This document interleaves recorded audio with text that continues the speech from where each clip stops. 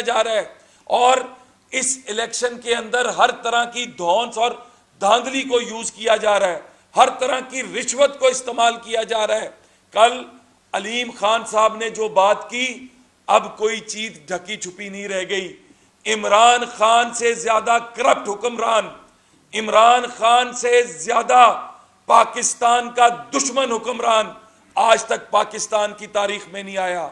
और उसके हवारी उस्मान बुज़दार, जो उसके लिए पैसे इकट्ठे करता था, जो उसके लिए इकट्ठे फरा नामी खातून के जरिए जो पैसे इकट्ठे होते थे, उसमें फरा का हिस्सा था, पिंकी पीरनी का हिस्सा था, उस्मान बुज़दार का हिस्सा था, इमरान खान का हिस्सा था।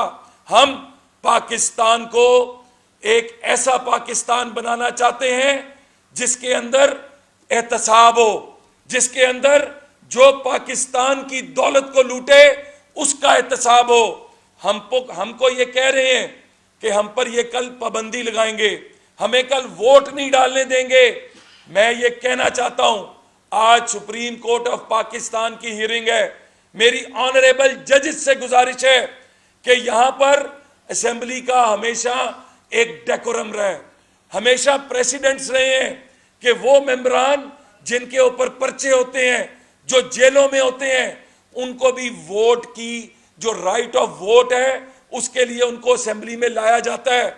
यहां पर मेरा मुतालबा है, मेरी जमात का मुतालबा है, तमाम इत्तेहादियों का मुतालबा है कि हम अपने अपने हलकों को रिप्रेजेंट करते हैं। हम तोड़ फोड़ का सोच भी नहीं सकते। बिल्कुल मैंने स्टैंड लिया था, मेरे दोस्तों ने स्टैंड लिया था कि हमें इफ्तारी का सामान रोजादारों तक पहुंचाना है। उसके लिए हमारा वो स्टैंड था और वो आगे भी रहेगा। हम कोई धौंस और धांधली से होने वाले हर काम की मुखालफत करेंगे। तो मैं आपसे सिर्फ आपके जरिए ये गुजारिश करना चाहता हूं तमाम अदारों से कि वोट की ताकत के ऊपर ही जमहूरियत चलती है, वोट की ताकत का हुस्न है जमहूरियत का।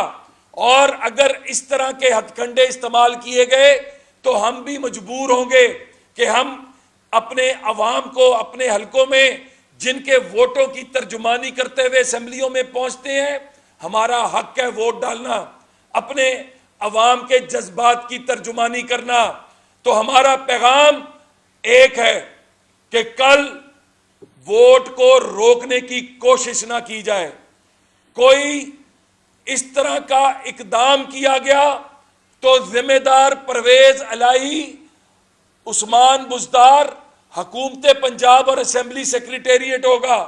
इनके खिलाफ हम हर जगह जाएंगे और ये बात यहां पे खत्म नहीं होगी। तो मैं इसके साथ ख्वाजा सलमान रफीक साहब से कहूंगा कि वो अपने ख्यालात का इजहार करें। ख्वाजा सलमान रफीक साहब। मैं मशहूर साहब की बात को बढ़ाते हुए बहुत मुख्तसर ये कहना चाहूँगा कि 3 अप्रैल का जो दिन है वो एक पंजाब असेंबली की तारीख का स्याह दिन है। उस दिन जब हम असेंबली में गए, हमारी अक्सरियत हमारे साथ मौजूद थी। मैं बातों को रिपीट नहीं करूँगा क्योंकि आप सबका वक्त भी कीमती है।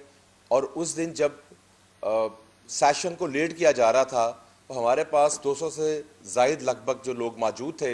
तो मैं और आना मशहूद साहब, मलक अहमद साहब, अवैस लगारी साहब, डिप्टी स्पीकर दोस्त मजारी साहब जो उस दिन बतौर स्पीकर के अपनी जिम्मेदारी सर अंजाम दे रहे थे, बार बार उनके पास कमरे में गए। मोहम्मद खान भट्टी साहब वहाँ पे मौजूद थे। कम से कम 5 दफ़ा जाके हमने उनको रिक्वेस्ट की कि आप इजलास को शुरू करें क्योंकि एक आज का एजेंडा है, आज इलेक्शन है वज़ीर आला का। हमें यही कहा जाता रहा कि 10 मिनट ठहर जाएं। प्रेस को आने से मना कर दिया गया, प्रेस गैलरी बंद कर दी गई। साफ़ी बार बार कहते रहे हमें अंदर जाने की इजाज़त दें।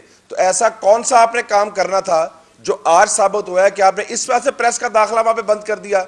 मैंने खुद जाके डिप्टी स्पीकर साहब को सेक्रेटरी साहब कहा कि बाहर प्रेस के दोस्त खड़े हैं, आप उनको मिल तो लें, उनकी बात तो सुन लें। तो प्रेस पे भी पाबंदी लगा दी गई। ये एक आमरीत है, ये एक डिक्टेटरशिप है।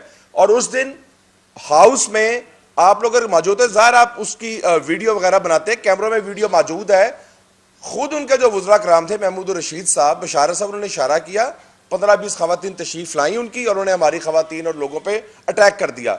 हम उनको छुड़ा रहे थे। मैं खुद जाके मैंने डिप्टी स्पीकर साहब को और सेक्रेटरी साहब को खुद मैंने अपील की कि ये जो हो रहा है आप इसको हाउस एंड ऑर्डर करें, आप तो इस हाउस के कस्टोडियन है। फौरी तौर पर हाउस को खत्म कर दिया गया क्योंकि उनके पास अक्सरियत नहीं थी। ये एक मिलीजुली साजिश थी। मैं समझता हूं कल जो अलीम खान साहब ने बातें की हैं, फिर सरवर साहब ने जो बातें की, उन्होंने कहा है कि मुझ पर दबाव डाला जा रहा था, परवेज खटक साहब का नाम लिया है, इमरान खान साहब का नाम लिया है, तो ये शख्स तो इमरान खान है, ये आइन और कानून से क्या ये मावरा है? इस पर कोई पाकिस्तान का कानून नहीं आता। जब हम कौमी और सूबाई असेंबली हमारे पास अक्सरियत मौजूद है, तो आइन के तौर पर अपोजिशन मुतहदा को हुकूमत का हक है। हम इलेक्शन से फरार नहीं चाहते। हमने अभी चंद माह पहले कैंट बोर्ड के इलेक्शंस में वोट की ताकत से तहरीक इंसाफ को जवाब दिया। हमारे जो 7 लाहौर का हल्का कैंट बोर्ड 100% हमारा रिजल्ट आया है।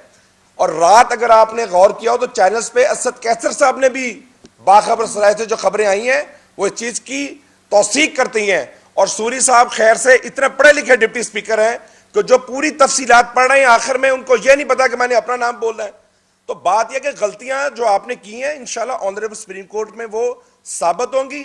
हम समझते हैं कि इंशाल्लाह जो हमारी आला अदालत है वो कानून और आइन के मुताबिक फैसला करेगी। और इंशाल्लाह कल हमें उम्मीद है कि इलेक्शन का ऑर्डर होगा और इंशाल्लाह मुतहिदा अपोजिशन जो है वो वाज़ेह अक्षर से जीतेगी।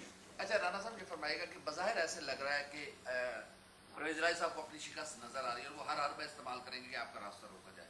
कल अगर आपके अरकान की पाबंदी लगाई जाती है, वो ऐवान में दाखिल नहीं हो सकते या कोई इस तरह का इकदाम उठाया जाता है, तो इसके लिए क्या स्ट्रेटजी अपनाई है कि आपके जो वोटर्स हैं वो अपना हक इस्तेमाल कर सकें?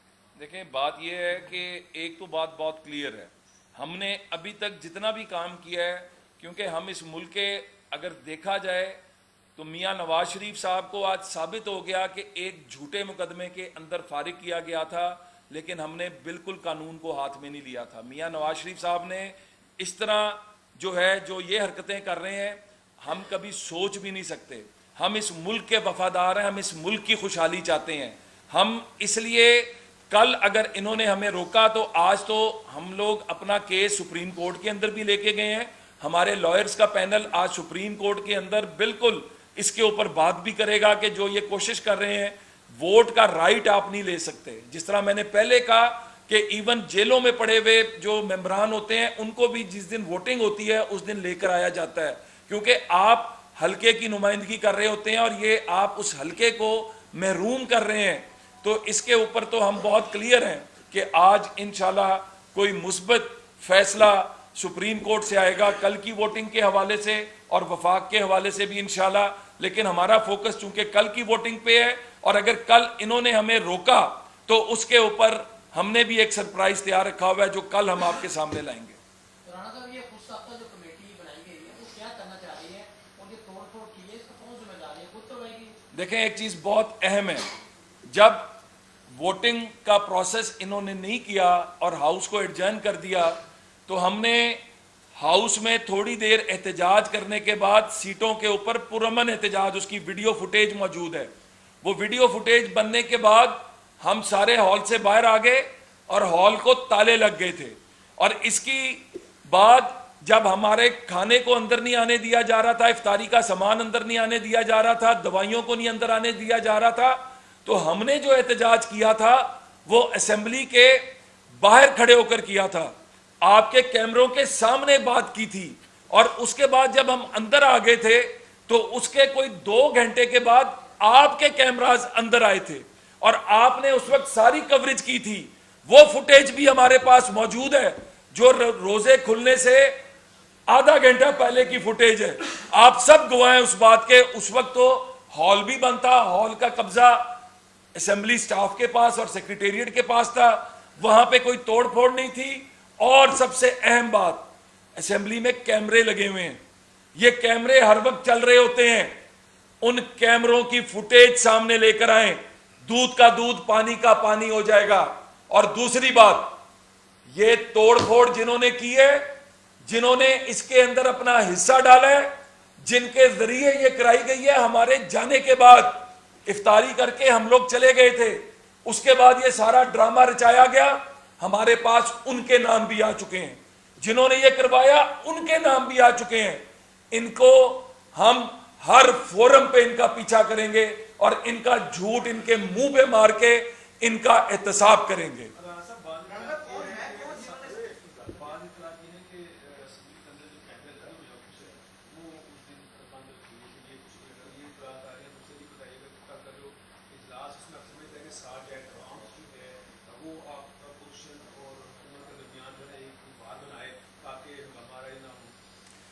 आज देखें, पहली बात तो ये है कि कैमरास की जो बात की, अगर बंद किए गए थे तो क्यों किए गए थे? ये तो बदनीयती फिर यहीं से साबित होती है और इनकी मेला फाइडी इंटेंशन यहीं से नजर आती है कि जब तक हम मौजूद रहते हैं, माजी के अंदर है कि जब तक असेंबली में एक मेंबर भी मौजूद है, असेंबली का स्टाफ मौजूद है, ये कैमरास चलते रहते हैं इंटरनल रिकॉर्डिंग के लिए। अगर ये बंद किए गए थे तो यहीं से इनका झूठ नजर आता है और अल्लाह के फजल से हम सुरखरू होंगे। और कल बिल्कुल पहली बात तो ये है कि हम इस बात को इंश्योर करेंगे कि हमारे सारे मेंबर असेंबली के अंदर पहुंचे वोट के लिए। और कल मैं इनसे अब कुछ उम्मीद नहीं करता कि ये सार्जेंट एट आर्म्स लगाएंगे या कुछ और करेंगे। हम इस बात को यकीनी बनाएंगे कि कल वोट भी हो और इंशाल्लाह उसका रिजल्ट लेके वहां से हमजा शहबाज साहब को इंशाल्लाह वजीर आला पंजाब बना के वहां से निकलेंगे। पीटीआई के कारकुनों ने कल जो वहां पर अटैक किया था जहां पे मेंबरान ठहरे हुए, उस अमल को कैसा समझते? देखें, 100 लोग लेके आप कहें कि ड्रामा लगा लेंगे, हम यहाँ पे लाखों का मजमा इकट्ठा कर सकते हैं। अभी चंद दिन पहले हम जब लॉन्ग मार्च पे निकले थे तो मीडिया और आपने देखा था कि सड़कों की सड़कें ब्लॉक थी, दुनिया ही दुनिया थी। हम इनकी तरह तमाशा लगाना नहीं चाहते, हम लॉ एंड ऑर्डर की सिचुएशन क्रिएट नहीं करना चाहते, क्योंकि हमें पता है कि हम जीते हुए हैं, हमें पता है कि वोट की ताकत हमारे साथ है, हमें पता है कि ये भाग रहे हैं, ये भागने के लिए ओछे हथकंडे इस्तेमाल कर रहे हैं। ये अपना जोर लगा ले। हम अल्लाह के फजल से, हमारी सियासत हमेशा शराफत की सियासत रही है, हमारी सियासत हमेशा पाकिस्तान के इस्तेहकाम की सियासत रही है और हम उस पर ही कायम रह के इस पाकिस्तान को कामयाब करा के दिखाएंगे। बहुत शुक्रिया। आखिरी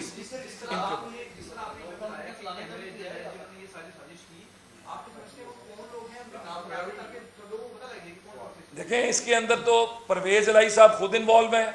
मोहम्मद खान भट्टी की क़यादत के अंदर सेक्रेटरी असेंबली जो हैं वो इस वक्त डोरें हिला रहे हैं और नीचे जिनकी डोरें हिलाई जा रहे हैं, अभी मैं उनके नाम इसलिए नहीं लूंगा क्योंकि हम उनको अभी मुतनब्बे कर रहे हैं कि आइन और कानून के मुताबिक चलें।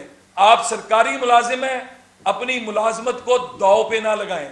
ये चंद दिनों में इंशाअल्लाह ताला हमजा शहबाज वजीर आला पंजाब होने जा रहे हैं, तो अपनी नौकरियों को एक गलत काम की वजह से खतरे में ना डालें।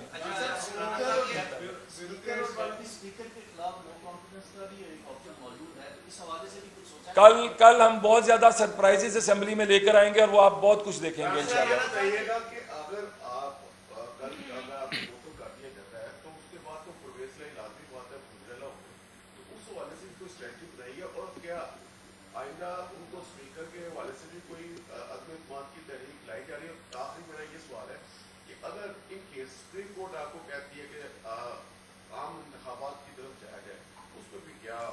पहली बात तो यह है कि आम इंतखाबात मुतालबा ही हमारा था। हम कहते थे कि free and fair fresh elections, लेकिन आपको याद होगा कि उसके साथ साथ इंतखाबी इस्लाहात जो कुछ 2018 में हुआ, हम चाहते हैं कि जो कमियां रह गई थी उन कमियों को दूर किया जाए और इंतखाबी इस्लाहात के बाद, और ये उन्हीं इंतखाबी इस्लाहात से भाग रहे हैं। इमरान खान, मैं आज एक बात पूछना चाहता हूं, मैं आज आपके जरिए पूरी कौम से और तमाम अदारों से पूछना चाहता हूं कि ये जो गद्दारी के सर्टिफिकेट बांटे जा रहे हैं, अब जो नई लेटेस्ट आई है कि वो खत जाली है, वो खत टेम्पर्ड है। 2018 में इंतखाब के लिए इन्होंने दीन का कार्ड खेला, मजहब का कार्ड खेला। हमारी रग रग में हुर्मते रसूल पर हमारी जान कुर्बान है। हम कट सकते हैं लेकिन अपने प्यारे नबी हजरत मोहम्मद सल्लल्लाहु अलैहि वसल्लम की जाते अक़दस के खिलाफ कोई बात नहीं सुन सकते। लेकिन इन गंदे और मकरू चेहरों ने मजहब कार्ड खेला। आज गद्दारी का कार्ड खेलना चाहते हो। आज तुम इतने ज्यादा इक्तदार के भूखे और दीवाने हो चुके हो कि तुम्हें ना मुल्की इकदार की परवाह है, ना तुम्हें पाकिस्तान की परवाह है। आज पाकिस्तान में गुर्बत है, आज पाकिस्तान में दहशतगर्दी है, आज पाकिस्तान में लोग झोलियां उठा उठा के तुम्हारे जाने की दुआएं मांग रहे हैं, तुम्हें बदुआएं दे रहे हैं। हम खड़े हैं पाकिस्तान के साथ, हम खड़े हैं अवाम के साथ और साबित करें, माजी में भी किया था और अब भी करेंगे। आखिरी सवाल। बिल्कुल जी, कल जो मैंने कहा कि हम कुछ सरप्राइजेस ला रहे हैं, वो कल आपको असेंबली में, क्योंकि पार्टी का एक फैसला है और तमाम जमातों का मुस्तफिका फैसला है, वो कल आपको असेंबली के फ्लोर पे पता लगेगा।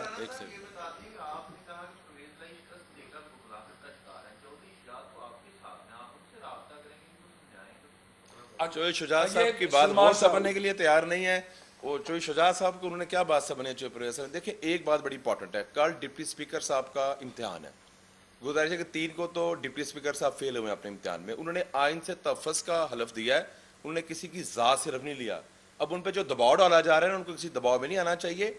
एक वक्त होता है जब बंदे ने हीरो और जीरो बनना होता है। अब ये डिप्टी स्पीकर साहब या हीरो बनेंगे या जीरो बनेंगे, ये फैसला उन्हें खुद करना है। कल अगर आइन के तहफ़्फ़ुज़ की पासदारी वो करते हैं, इलेक्शन करवाते हैं, तो उनकी इज्जत में इजाफा होगा। नहीं करवाते तो उनका नाम भी फिर सूरी की तरह ही होगा। बहुत शुक्रिया जी। नंबर दे दो 2 लाख